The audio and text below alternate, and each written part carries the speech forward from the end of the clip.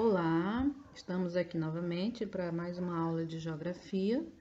É, e o conteúdo de hoje a gente vai falar sobre o fim da Guerra Fria, ok? Então, para a gente entender o contexto já mais no final do que aconteceu em relação ao fim da Guerra Fria, a gente tem que entender o que foi exatamente a Guerra Fria. Então, a Guerra Fria foi um conflito político ideológico que foi travado entre os Estados Unidos e a antiga União Soviética. Isso aconteceu de 1947 e 1991.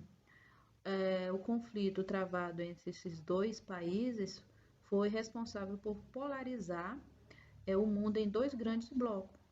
Um que era alinhado ao capitalismo, que era defendido pelos Estados Unidos, e o outro alinhado ao socialismo, ou pode ser chamado também de comunismo, defendido pela União Soviética. Então, essas duas grandes potências, após a Segunda Guerra Mundial, eles começaram a travar essa ideologia, cada um defendendo o seu pensamento e tentando buscar influência em toda parte do mundo. Ao longo da segunda metade do século XX, a polarização mundial resultou em uma série de conflitos de pequena e média escala em diferentes locais do mundo. Esses conflitos contavam muitas vezes com o envolvimento indireto tanto dos Estados Unidos quanto da União Soviética, a partir do financiamento da disponibilização de armas e do treinamento militar. Então, indiretamente, os Estados Unidos e a União Soviética tentavam ajudar esses países, né, que às vezes estavam passando por conflito, isso para conquistar a área de influência, né, tentar influenciar suas ideologias. Contudo, eles nunca houve um confronto aberto entre os americanos e soviéticos, sobretudo pela possibilidade de destruição do planeta em larga escala, caso houvesse um conflito entre os dois, né? Apesar dos discursos afiados e da intensa atuação estratégica, né, que eles tinham para manter sua zona de influência, americanos e soviéticos foram cautelosos quanto a isso, né? Eles foram bastante extremos e evitaram o confronto frente a frente em termos de armamentos e guerras, né, sangrentas.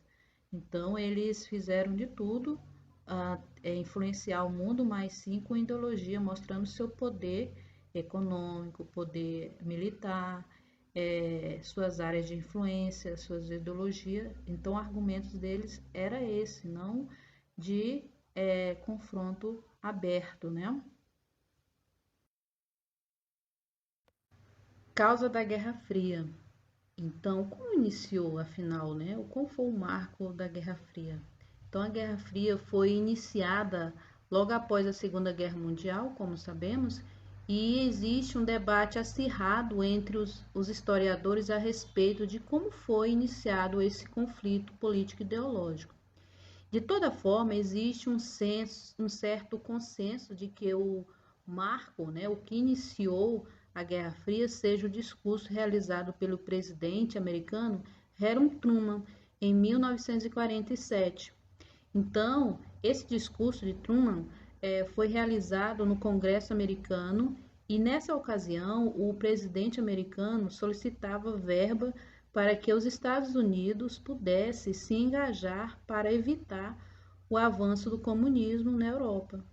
Na visão de Truman, era o papel, né? Ele se sentia como responsável, né, em liderar a luta contra o avanço do comunismo no continente europeu. Então, esse discurso deu início ao que ficou conhecido como Doutrina Truman, que consistiu no conjunto de medidas tomadas pelos Estados Unidos para conter o avanço do comunismo. Então, a primeira ação tomada por essa doutrina foi o Plano Marshall. Esse plano, né, ele tinha como intuito a recuperação econômica da Europa, com o qual os americanos forneceriam grandes somas de dinheiro para os países interessados, ou seja, após a Segunda Guerra Mundial, muitos países europeus ficaram devastados economicamente. Então, os Estados Unidos viu a oportunidade, né, de ajudar os países arrasados, aqueles que estivessem interessados, eles forneciam uma grande quantidade em dinheiro. E isso eles iam conquistando área de influência, certo?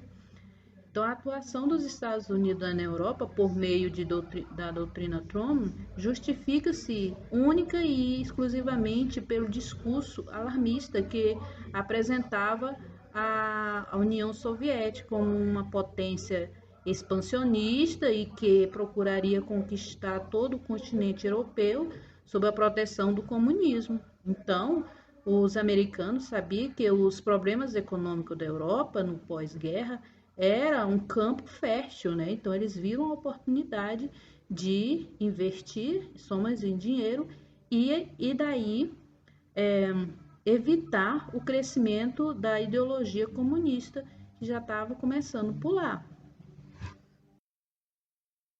A gente pode observar algumas características aqui da Guerra Fria. Por exemplo, a questão da polarização do mundo. A disputa travada entre os americanos e os soviéticos resultou em uma forte polarização no mundo, em que afetava as relações internacionais dessas nações como um todo. Houve uma tentativa de criar um movimento não alinhado, em que algumas nações procuravam seguir um caminho independente, né? Sem necessariamente se vincular a alguma dessas duas potências. Então, se tornavam, algumas nações se sentiam, às vezes, incomodadas a seguir alguma doutrina, tanto do capitalismo quanto do socialismo, queriam ser independentes, certo? Houve uma problemática muito sobre isso.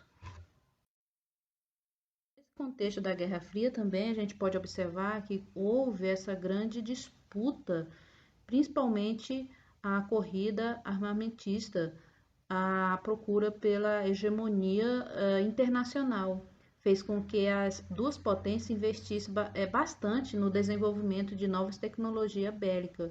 Assim, no período, o número de armas nucleares e termonucleares produzidas disparou, ou seja, aumentou bastante, porque cada um queria mostrar o seu poderio em termos de armamento e para mostrar que eram poderosos, né, diante de uma possível guerra. Então, outro marco importante que a gente pode destacar aqui também é a corrida espacial, que aconteceu entre 1957 e 1975 e foi travada entre os Estados Unidos e a União Soviética, né, logicamente.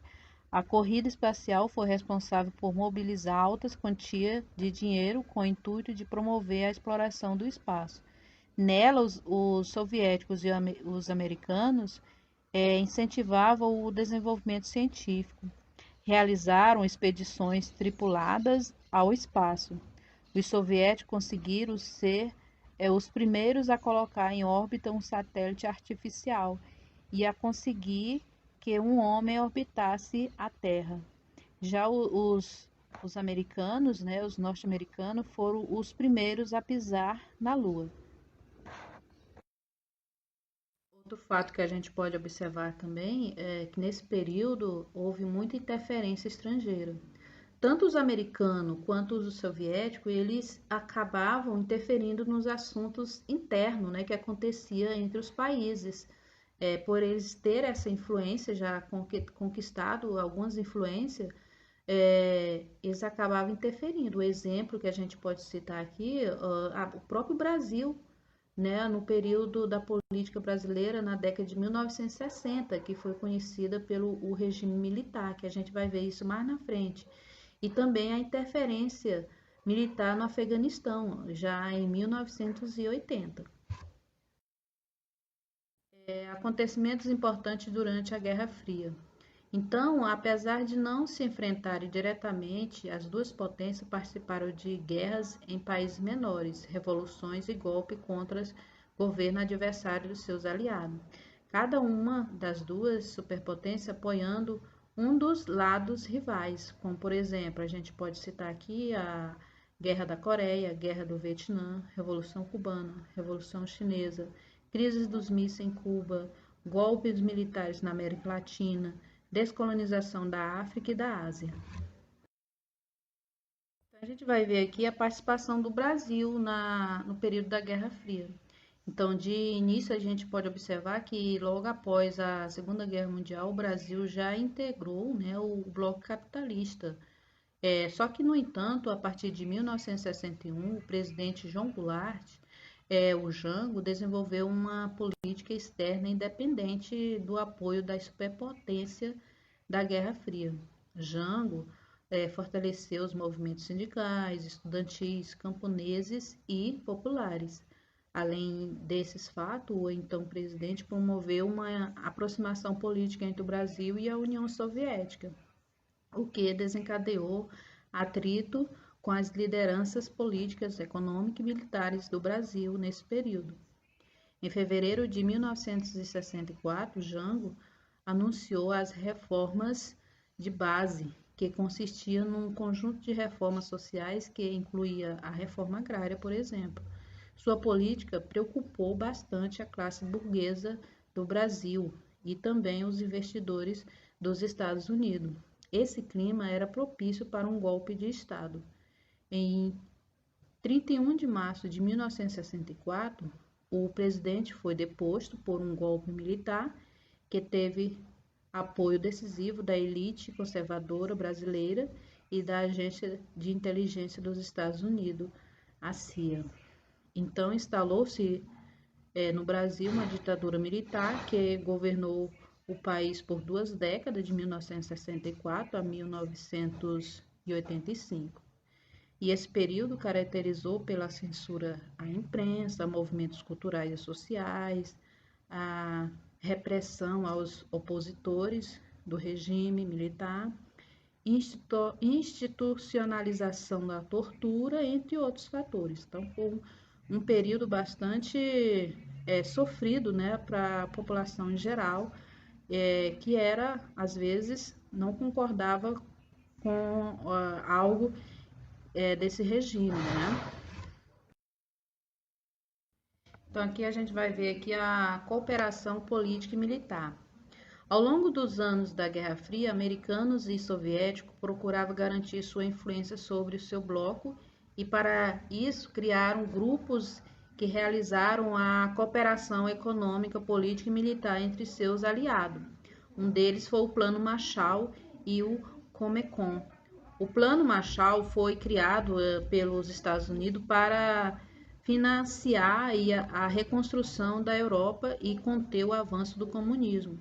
Os soviéticos, em represária, criaram o Conselho para Assistência Econômica Mútua, o Comecon, que garantia o apoio econômico dos países do bloco comunista. E aí teve também a OTAN e o Pacto de Varsóvia.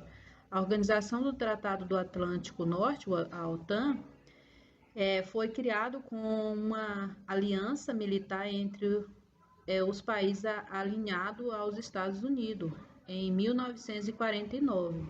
O Pacto de Varsóvia, por sua vez, criado em 1955, visava garantir a segurança dos países do bloco comunista. Então, a gente chega a esse momento aqui, né, já no fim da Guerra Fria. Como ocorreu, né?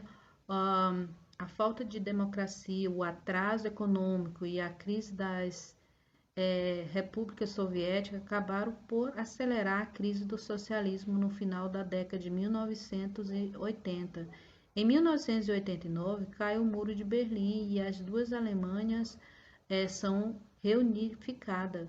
No começo da década de 1990, o então presidente da União Soviética, Mikhail Gorbachev, começou a acelerar o fim do socialismo naquele país e nos aliados, com reformas econômicas, acordo com os Estados Unidos e mudanças políticas, sistema foi enfraquecendo. Era o fim de um período de embates políticos, ideológicos e militares.